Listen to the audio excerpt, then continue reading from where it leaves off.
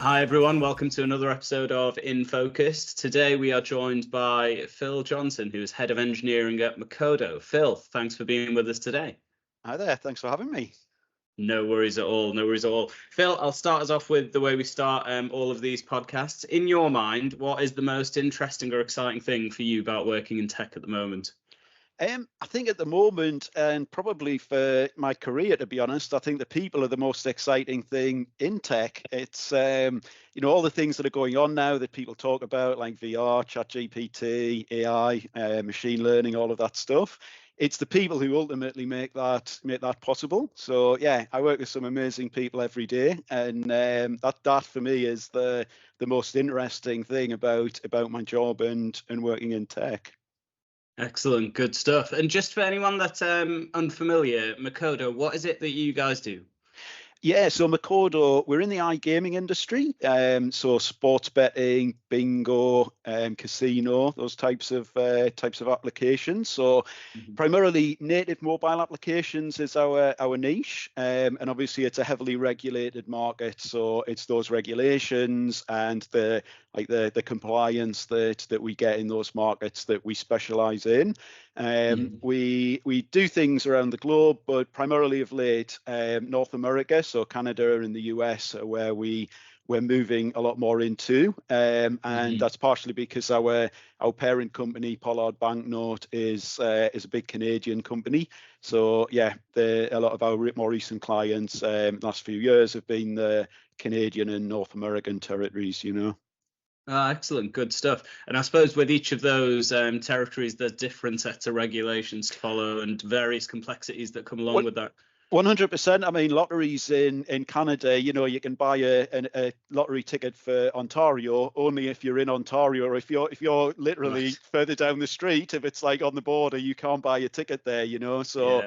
Yeah, and again, it's the compliance things can be different in the different territories. So yeah, exactly that. It's a speciality of ours, and we really help our clients in that area. Good. Well, Phil, let's go back a little bit. We've known each other a little while, but let's give I suppose the viewers and the listeners a bit of a background into you and sort of how you got into tech, because it's and I like having people like you on because it's I find I'm saying this a lot, which is great, but it's a non-traditional route into technology, isn't it, that you followed? It is, absolutely. So, I mean, I got my first developer job back in 2000, I think it was, and it was at the time it was VB6.net was literally in beta. So I was, my first job, I was kind of starting to get into .net when it was in beta and when it came out. But before that, I was, I didn't go to university and things. I grew up in a pit village, and I ended up just sort of in factory work for quite a few years. And I got to the point where I was, just didn't really enjoy life, working in factories and wondering what my future was and stuff. So ended up starting to think about, what I could do. And it felt like, people who got good jobs had degrees. So I looked at getting a degree, and I worked full time in a factory whilst doing a degree part time at Open University. And to be honest, I kind of ended up in computing because at that point in time, I thought, what could I do a degree in? People were starting to build their own computers, and my father at that point had literally just built a computer. I was playing Tomb Raider, I think it was, on it. So it felt like, I had sort of like the tool at home to kind of do it. So that was sort of what led me down the computing degree initially. And it was one of those things where once I started doing it, it was just something that kind of clicked with me, that, I just loved it. I loved kind of the problem solving aspect of it. And from there, did that for a couple of years, still like working in the factories and doing the degree. And I managed to get it like an office job. So it was an admin job at Northern Rock at the time, before it went under. I don't think I was responsible in any way for it going under. That was quite a few years after I'd left. But I had a couple of years of I'm one of these people as well. I try to look for opportunity in everything. So it was an admin job. It was kind of like answering the phone about shareholder relations, basically. So it was people who got shares when the Northern Rock converted from a building society to a bank. But I started doing quite a lot with like spreadsheets, Excel, VBA macros, and then access Yeah. databases and things to record the calls, send letters out and things. And off the back of that, I ended up with, some example code that I could print out, some schemas from the databases and take along to interviews for developer roles, So I managed to get a job as a software developer. And I didn't have at the time. I was doing my degree part time, so I didn't have a degree. I didn't have any experience. So as you can imagine, I applied for a lot of developer jobs before someone actually kind of took a chance on me, and kind of and it all kind of went from there. And since then, I've sort of been quite early on, I think sort of my next role after that, I was in a kind of like a dev team lead type of role at a small company. So 3 years in, I was kind of in that lead engineer, kind of dev team lead capacity and getting some experience doing that. And since then, I've sort of hovered around kind of like the senior engineer, dev team lead, lead engineer, tech lead type of roles. And more lately moved into sort of like the engineering management and the head of engineering roles.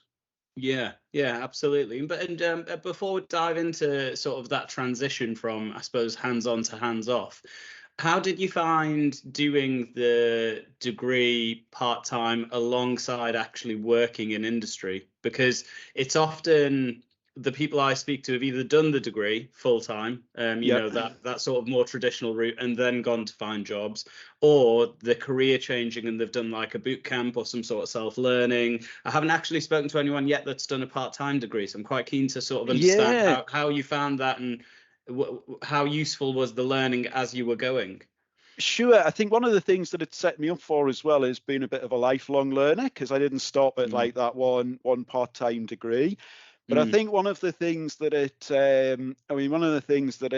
it gave me, I didn't have like a grand plan really when I started it. I was just literally, I was working in a factory and it was like, how do I get out of here? I'll do a degree. Yeah. What could I do a degree in? And I didn't have in my head at that point, I'll be a software developer in 5 years time or something like that. It was literally just, it was something to do, which felt like a good first step. And I think that sort of characterized my career, to be honest, in the sense of I don't have a grand plan now on what I'm going to be or what I'm going to be doing, but I just keep taking those like next steps in terms of growth and development. So yeah, I mean, I did my bachelor's degree at Open University, and it was actually classed as an open degree. So it's not actually, although the modules were all computing modules, they had a specific curriculum that you had to follow to get a bachelor's degree in computing. So I just went down the route of picking any modules that I wanted, which were all kind of computer related. And that gave me what they classed as a bachelor's kind of open degree. And then, following on from that, because I sort of had this habit of learning, once I got into development, I finished my degree. So it took me a couple more years to finish my degree and graduate. And then I started doing like Microsoft certifications, because I was used to kind of just doing some learning and development in my own time and kind of carried on with that. So I did Microsoft certifications for quite a while, and they were really useful. It was, I'm by trade a C# kind of .NET developer. So really useful to just learn new things. And sometimes with the certifications as well, I found that I would learn things that I wasn't really planning to learn. So because you have to learn them for the cert, it was like, things that I wouldn't naturally have sort of learned otherwise, and they were really useful in the job. And then a few years ago, I kind of once I'd started sort of getting a bit more into the hiring manager side of things and doing interviews and things, I was interviewing quite a lot of people who had master's degrees, and it kind of just made me think a bit more about that formal learning and kind of, I thought kind of, what's it actually take to get a master's degree, So I signed up for a master's degree at the Open University. Started that in about 2018, I think it was. So I graduated that last year. So that was a master's in, thank you very much. That was a master's in computing with a speciality of software engineering. And a lot of people asked me when I'd started that, they were like, why do you want to do a degree? You're already working in computing, But again, for me, it wasn't a grand plan of, when I get this degree, this will happen to me, or my salary will go up by this amount. It was more just a case of, it seemed like an interesting thing to do that certainly wasn't going to harm my career. And I think Yeah. one of the big thing that I learned with that as well was I thought I would learn about the individual topics, that I did as the modules. But what I actually sort of learned much more than that was something that was a theme throughout the whole degree, which was critical thinking and critical analysis. And it really changed sort of how I look at things now, reading things like books and blog posts and things like that, where before I might have been a little bit more, well, it's a published thing, so it's got to be right. It's got to be Yeah. it's got to be the right thing to do or whatever. Now I'm a lot more, I'm a lot more kind of, when I say critical as well, it's not necessarily being negative about things. It's being more open, I think, to the fact that we all think differently. We all have biases. People are writing books for various reasons. They're making money from it. People getting into that kind of, they can make more money if they encourage more people to get into it. And we've all had different backgrounds and experiences. So what they're saying might be entirely right for some businesses and some people, but it might not be something that fits everybody or works in every scenario and things. But yeah, and like I say, it was one of those things where people ask me, why am I doing it? And at the time, I didn't really have a good answer. It wasn't like I'm doing it because of this. But when I look back historically, and you look online, right, and statistically, people with master's degrees get paid more than people without them, and they tend to be in higher positions than people without them. And it's not a given, right? There'll be people with master's degrees who've never got a job in computing, and kind of have gone down a different route or whatever.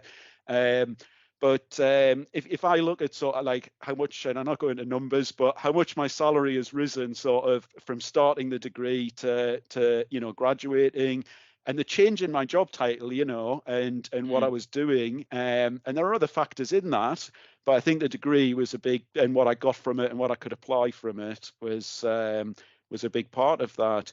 And then now, similarly, I haven't got a grand plan on what I'm doing, but I've just started an MBA. So balancing out the master's level, the science that I've recently graduated, now balancing that out with more formal leadership and management, kind of at that master's level 7 level. Will take me somewhere, right? I don't know where that is, but it's kind of like, I'm sure in 3 years' time, 4 years' time, I'll be in a different place in terms of level that I'm at, and what I'm capable of doing. And it's just that thing for me. It's that constant learning and taking things forward. Yeah, no, it's great to hear, and I do think I agree with you that I think an attitude of lifelong learning is only going to do you favors in the long run, because there'll be a point, and it'd be interesting to see where you realize this point yourself, where your tech skills aren't as important anymore as you get higher up the chain as such, or in your career. But nobody sort of tells you that, do they? It's No, something that you sort of find out on the job, and it's probably in that transition, depending on how organizations run, like senior lead developers start to take maybe more what you'd class as hands-off responsibility, and then as you progress, go from there. But how did you find that transition yourself, and when did it come for you? When did you start to realize, actually, some of the stuff I'm learning in the masters, for example, that is non-tech, is actually going to help me with my career moving forward? Yeah, 100%. And I think, and I think this is one of the things where my background has sort of helped me in this.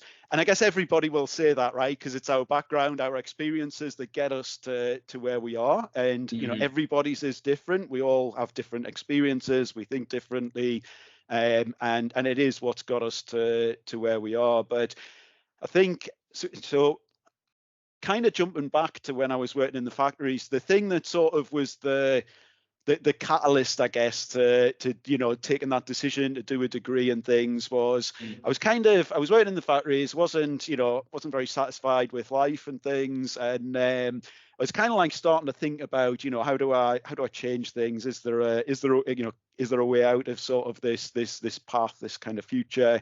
I came across a book called The 7 Habits of Highly Effective People by Stephen Covey. And it really did kind of change my life. You know, it was one of these things. I thought I've got nothing to lose by kind of committing to it. And I've read a lot of books since in that similar genre. You know, like Jim Collins, kind of Peter Drucker, Tom Peters. More recently, books like Real Radical Candor, The Chimp Paradox, stuff like that. But the Seven Habits for me was the one where I felt like I didn't have anything to lose by really committing to it, and kind of like when it said, you know, put the book down at this point, write yourself kind of, you know, like a eulogy. What do you want people to say about you at the end of your life? And then further on, it's like, write yourself a mission statement and make some actions. You know, what are you going to do to get there? I read stuff now and, you know, I flickered a little, skim through it a little bit. I don't necessarily kind of, but at that point, I was just like, I've got nothing to lose. Let's kind of really buy into this and see where it takes me, you know. And some of the themes with Seven Habits, I'm sure a lot of, you know, you might have come across it yourself. I'm sure a lot of people who listen to this will have come across it. It's a very, very popular book. Quite a lot of this stuff has been popularized in further training and things like that. But one of the big things is kind of like this thing that, you know, everybody thinks differently, and it's based on how we view the world, our paradigms, and we can change that. You know, we can kind of rescript that. And it was basically about, if we get our core, our fundamentals right, the you know, the values, the principles, why we make decisions, the things that we do are less you know, it's less important because our decisions are made for us, because we're doing things for the right, you know, we're doing the right things for the right reasons. So it was very much, the book itself is very much about personal responsibility, and then it goes, you know, it gives you these habits which are tools, but it doesn't tell you what to do with them. It's very much, you know, it's for you to decide, you know. So off the back of that, that was sort of what got me down the route of, all right, well, I can decide to do a degree. I can decide, you know, it's, nobody owes me a living here. It's for me to sort of take opportunities, find opportunities, and to leverage them. So yeah, I mean, from that, that's very much a people side, you know, kind of, a lot of people get into tech because they've done so, and there's nothing wrong with this, right? Again, it's diversity. It's good to have people with different backgrounds, different experiences, but they get into tech because at a very early age, they start sort of writing code and they really like it. And it's the code and the tech aspect of it that that appeals to them. And I love that aspect as well, you know. But I think that journey as well into tech, like through an admin job, working in factories, even, just kind of like that aspect of that pragmatism of, you've got to hit numbers, you've got to get things out, you know, that translates years later to getting a release out. You know, it's like, we can do this, we just need to kind of take a pragmatic approach. What can we do with the time that we've got to hit the numbers, you know. And I think that sort of working in the office job, where it you know, it wasn't an IT job, but I was writing code and things like that, gave me a good balance of actually customer service and the people side, balanced with kind of writing some code to get something done that kind of can be used and in the job, you know. But I think it is one of those things. I think you're entirely right that it's, you know, in IT, we tend to, people's personal development plans tend to be, learn this framework, do that language. And I think it makes more sense to balance that out, even from starting a career, with kind of like the more people, the leadership side of things. Because I've seen a lot of, you know, I've worked at quite a few different companies, and I'm responsible as a hiring manager now. You know, I'm obviously, and have been for some years, for kind of like promotion panels and coaching and mentoring people through their careers, you know. And one of the things that I see a lot of is, it's not until you get to the point where people look at the matrix for senior and what's the roles and responsibilities, and then lead kind of beyond that, that they kind of, it suddenly hits them that they have to up their soft skills game and their influencing game and their communication, their presentation skills. And it's not until the point where they think, I want to be promoted, that they sort of even consider that, you know. And it almost feels too late for them at that point, in the sense of, they're going to be disappointed for at least a couple of years, because it'll take a while to get that up. And I've seen quite a lot of people just sit at sort of mid-level because they become disillusioned with it at that point, you know. And I think part of that is we don't really give people that early coaching and mentoring down that route. And that's that's one of the big things at Mkodo that we're really pushing to do. You know, we've given people over the last couple of years, we've started giving people more of the technical leadership training. So for the people who are in that kind of like the senior principal sort of category, we've used things like the lead dev conferences, and we've just got approval to send a few people to that this year in London in June, and similarly Kua, who's a big part of that community, he does some like pre-pandemic there were workshops in person, but you know, like for the last couple of years it's largely been online. But we put all of our seniors at the time, sort of a couple of years ago, like not year just gone but the year before, on his tech lead workshop, which was all about kind of like that. You know, his strapline for it is going from make it a multiplier. So it's about that transition between kind of, you know, you get tickets yourself and it's like I do the tickets and, you know, kind of contribute to the bill, to being how do I influence the rest of the team here to deliver and, you know, and be on top of like that the wider team's deliverables rather than just what am I contributing myself, you know. Yeah, and I guess that's such an important thing to do, and I imagine it's really helping things like your retention and like lack of attrition rates, because I suppose people are getting the growth that they want, but they're also importantly being exposed to, well, this is the next step, and they might not realize, oh, actually maybe I'm not that into that type of role, and they've had a taste of it and then they pivot to a different direction, you know, as opposed to sometimes you see people get into it, realize, oh, actually now it's not for me. Do I want to move? Do I not want to move? 100%. I've seen a lot of people in other companies drop back a step because, you know, it is this thing in our heads. We want progression. And sometimes, you know, I've seen, especially like from the senior dev to a dev team lead type of role, where, you know, you start kind of like performance management with people and things like that. And it's not, you know, and some of those aspects, you know, it sucks when you've got to do that stuff, but it's your, you know, it's your responsibility to maintain sort of the high benchmarks and standards across the team. And it's not fair on others if you're not, you know.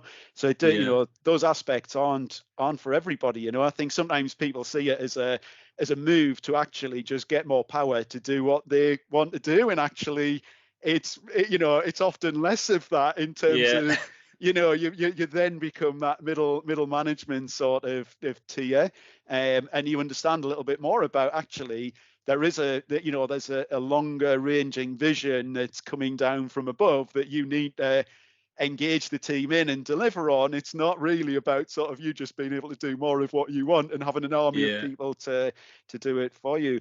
I think one of the things I would say about leadership as well, though, is you know, it's not necessarily a title. So we talk about dev team leads and tech leads and lead engineers, and then kind of like, you know, the management levels, if you like, above that, where leadership is expected. But I don't think it's a level. And, you know, we see kind of like, we get grads that come in at Mkodo who actually, I would say they lead on some of the stuff. You know, they'll be passionate about a certain technology or a tool that they've used. And they come in and, you know, 3 months later, kind of the rest of the team's using this tool, or they've started experimenting with this thing. And it's all because the grad really is kind of led, and, you know, they've sort of come in and like, they've almost communicated a vision that the team sort of has bought into and they've moved towards. One of the things that we have been doing at Mkodo as well is we've kind of created, and I guess in grand terms, you might call it a leadership academy type of thing, but ultimately it's a bit of an internal community where leaders can kind of talk about things and stuff. And we've just hit, you know, we were expanding at Mkodo and have been for several years. We've recently hit the 100 kind of active employee level, if you like, permanent employees, and we've got a blend of contractors as well. So, you know, engineering wise, we're probably about 120 130 people in terms of that overall thing, but we've hit the 100 active employees, and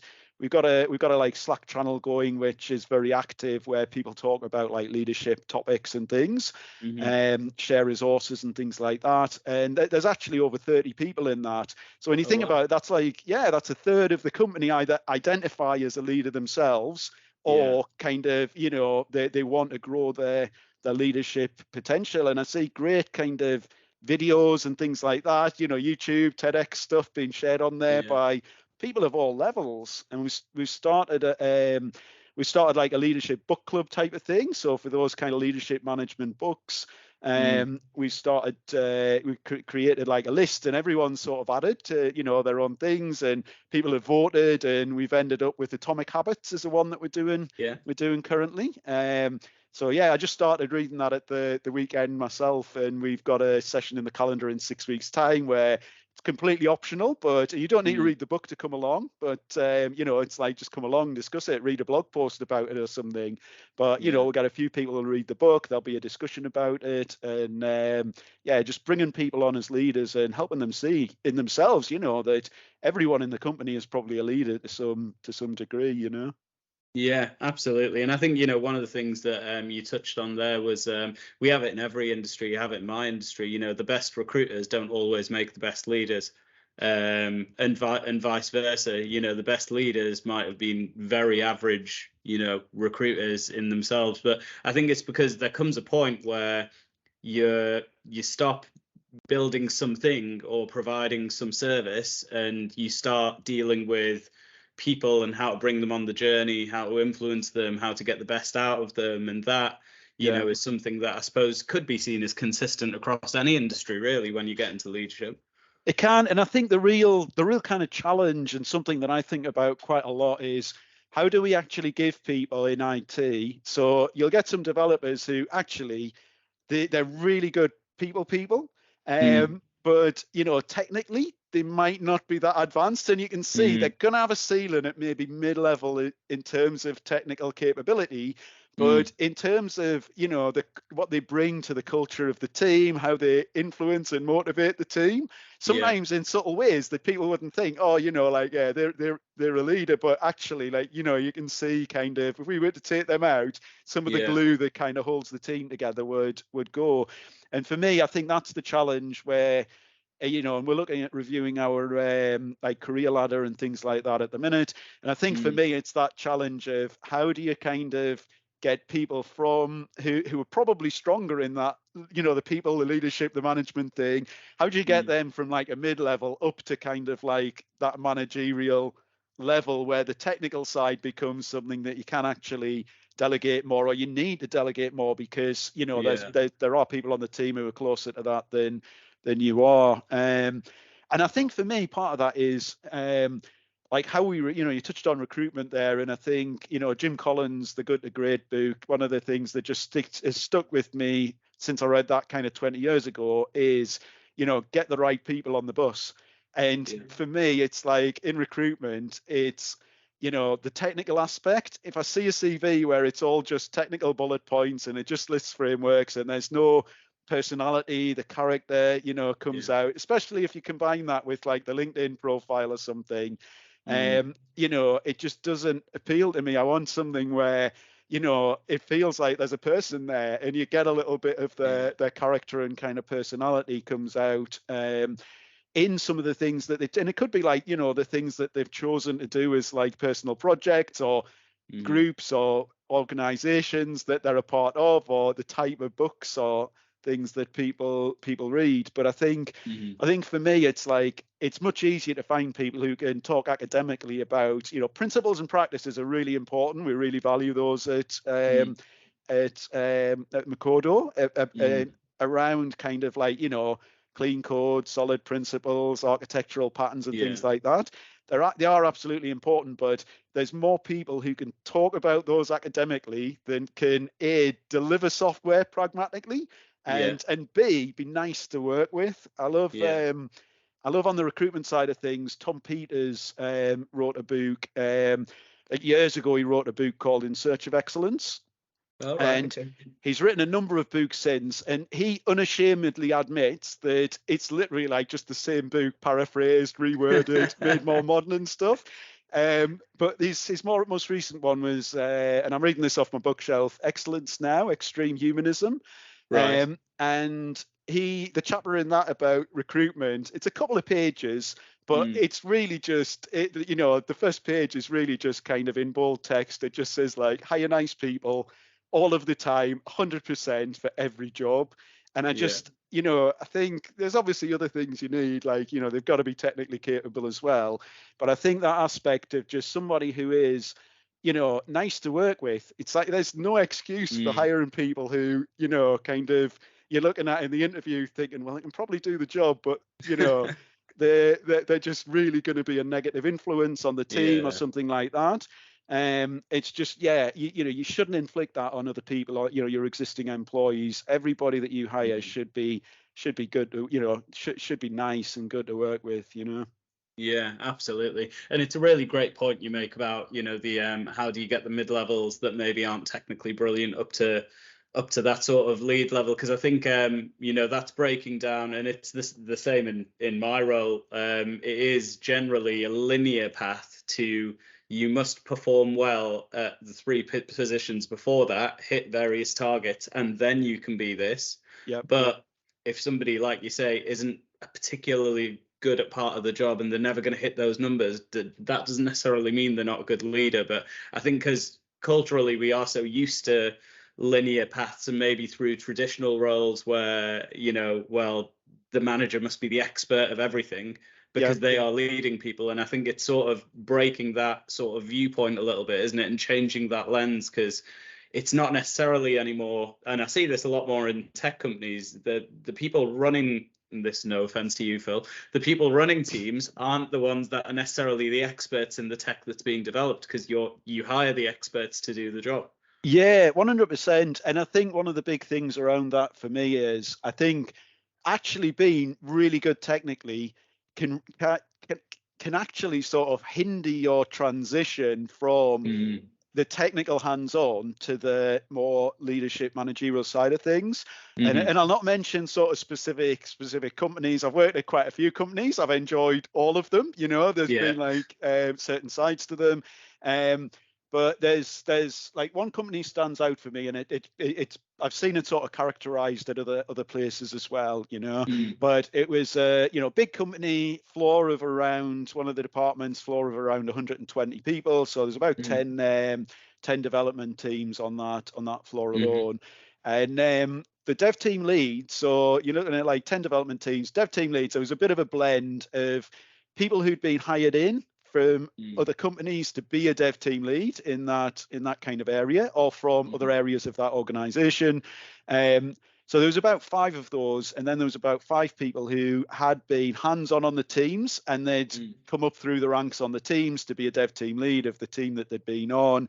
And the real challenge for them was being sucked back into doing the work, because when deadlines are looming and things like that, the dev team leads who hadn't been hands-on, they didn't know that code base and things like that, they could actually focus more on the leadership and management side of their own team, but also the leadership and management side across the organization. They tended to get those broader things that would help them develop into somebody who was above kind of multiple teams rather than just one team. Whereas the people who'd grown into a dev team lead role on the team that they were on, they just got sucked back into kind of delivering the work. And the split of them being hands-on and their leadership management side was just much more heavy towards doing the work, and it's very difficult for them to leave that behind. Some of it's a personal thing as well, it's like we're interested in it and we're seeing people do things that we might think that we can do better, so we want to roll our sleeves up and jump in. But yeah, you've got to let people make their own mistakes a little bit as well, and they've got to learn, they've got to experiment a bit, they've got to learn, and you've got to trust them to do that. Yeah, absolutely. And it touches on as you develop as a leader, you become more and more aware of the impact anything you do and say has on the culture and the environment around you. You're either adding to it positively or you're taking away from it negatively. And I suppose in those times, in that example, the dev team leads may think, well, I'm solving a problem here because I'm adding to this and I think I know what's best, so I'm going to dive into the code. But actually, how is that being received by the team themselves? And it's sort of these sorts of elements that you become a bit more aware of as you become less technical, more hands off, isn't it?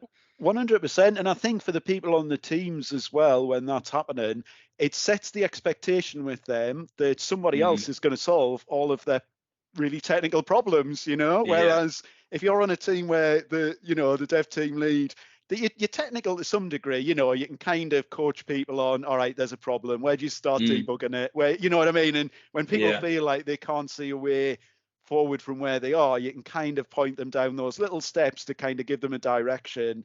Mm.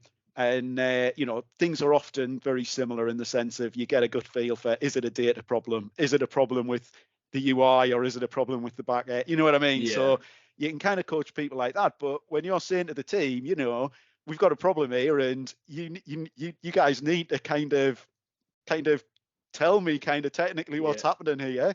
They go away and they'll come back and they'll tell you, and it's part of their job. It's like you've got to Yeah. challenge them to do what is part of their job and help them to grow and develop. Yeah, absolutely. And talking about, I suppose, culture and sort of impact on people and that type of thing, how would you say you define like the signs of a really good culture in your mind? Yeah, so I think for me, and like I say, I've worked in a few places, and I think we've got this at I know we've got this at Mkodo. I think so. Culture for me is yeah, it's something that's interesting how you actually define culture itself as well. And I know on the academic side, I don't know whether you've come across Edgar Schein, who's written I've quite a not. lot on organizational culture, but his kind of definition of culture is that there's three levels to it. There's artifacts, which are the behaviors and the things that you see, the interactions between people. And I think that's generally when we talk about, when you ask the question, what's a good culture, that's generally like the answer that people are expecting. And Shane says there's like three levels. There's that level. There's the espouse values, which is essentially what we say the culture is. Okay. Which may or may not represent reality of the artifacts that you kind of see, the behaviors and how people interact. But then at the bottom level, there is underlying values and assumptions. And what Shine says is culture is really, it's less about the behaviors and values that you see. They're basically the symptoms, if you like, of the underlying Absolutely. values and assumptions. And what Shine says is it's shared learning that affects a group's culture, because shared learning is what changes our assumptions and values on things. But in terms, just to jump back to your question about what makes a good culture, I think what I've seen and what we have at Mkodo is wherever there's been a good culture, people have wanted to interact with each other beyond work and beyond work time. And that's not about kind of like, people just working until 10 at night and stuff. But it's about kind of like, at the end of the working day, like, I look at Mkodo, our kind of random Slack channel, our pet Slack channel, things like that, get peppered with posts like throughout the evening, and it's people who actually just want to talk to each other more. It's not like Yeah. they've got to the end of the working day and it's like, God, I've had enough of Yeah. this. I need a break from this work and these people. Yeah. It's like actually people enjoy things more, and I think it comes from like a shared purpose. I think where during the working day, if people are working towards a shared vision and they're bought into that, I think that's where good culture comes from, and I think that breeds those relationships both during the working day and kind of beyond that, Yeah. that for me that is an indicator of really good culture, when people aren't sick of working with each other by the end of the day and need a break. Yeah, absolutely. And that goes back to the making sure you hire nice people Yeah, element of 100%. it as well. Yeah, yeah. Yeah. No, that's good. That's good. I'm gonna close off with some quick fire, although you don't have to answer them quick fire, but quick fire type questions. Sure, go for it. People looking to get into the sector now, obviously you've been in it for a fair while now. If you were reapproaching that today, how would you go about doing it, and what advice would you have for anyone? For me, and I know they're not popular, but again, and this might be my bias because they've worked well for me, I think a kind of formal degree, I think, balances things out a bit. I think boot camps and stuff are great, but I wouldn't say just because you have a job in computing that you're never a finished article. So don't feel like a degree is just an entry gate for getting into computing. But I think, yeah, I mean, on the technical side, things like AI, machine learning, are probably, they're going to be really big with the big now and bigger in the future. But I think the people side as well, never forget the people side. And I think that's where you can really stand out, because the competition's really tough on the technical side in terms of who's the best technically, who's learned the newest stuff, the quickest and things like that. So yeah, my advice is balance your technical learning with the softer skills and the professional aspect of the role. Yeah, great. And how do you think, I suppose, tech and development will change? I don't know, it's a nominal number in the next 5 years. That's a really interesting one, and for me, it's like I look back 20 years ago, more than 20 years ago when I started, and ultimately, I mean, I started at a company that was doing XP, so it was all estimating endpoints, doing the iterative kind of development, releasing, having that constantly releasable thing, TDD and stuff. That's not really changed that much in the last, it's a bit more popular and stuff, but it was all just you coding in an IDE and things like that. There's a lot that kind of hasn't changed. I think I think it's one of those industries, it feels like everything's moving so quickly, but actually when you look back, there's probably like 2 or 3 like major things that have changed in my 20 odd years, which has been really like web services has become like a major thing, and cloud computing, they're probably the biggest changes. So yeah, I mean, I think at the minute you've got things like AI and big data, things that are driven by things like that, like Netflix, and kind of how they decide which screenshots you might see based on other people who have similar interests where they've paused the thing. Things like that really feel like they're only available to big tech at the minute. So I think we'll see kind of like tools and frameworks come down that enable smaller companies that don't have armies of developers and loads of free time to do that. And I think what's happening in big tech at the minute is interesting in terms of the layoffs. I think that's going to change the landscape a bit in the world of big tech, and it'll change things in terms of small to medium enterprises as well, I think. Yeah, absolutely. And yeah, it's a bit of a tough time in big tech, but I mean, there's an element of there wasn't over bloating, you could say, when you realize how many people have been laid off versus what percentage that is of the actual company. It's still like, it's mind blowing. It's huge, and they're doing a lot at the minute, even after the layoffs. They're doing like the return to office thing. And I think a lot of that, I think there's 2 aspects to that. I think going back to the culture and the shared learnings, I think that they're losing, and big tech is so, their culture is so important to them, as it is to all companies, but they really guard their culture. And I think they're losing that with people working remotely. But I think as well, it's another way for them to reduce the headcount without sort of having more and more kind of layoffs. So I think, there's a couple of aspects to that. Yeah, absolutely. And final one, Phil, if you can narrow it down to one, what was the best piece of advice you ever received that you think got you to where you are today? So I've got 2. I'll start with one. Go If on. we've got time, we can do the other one. So Yeah. one of them was spend as much time as possible with more senior people, and that's not an age thing. It's just more people who are more experienced than yourself.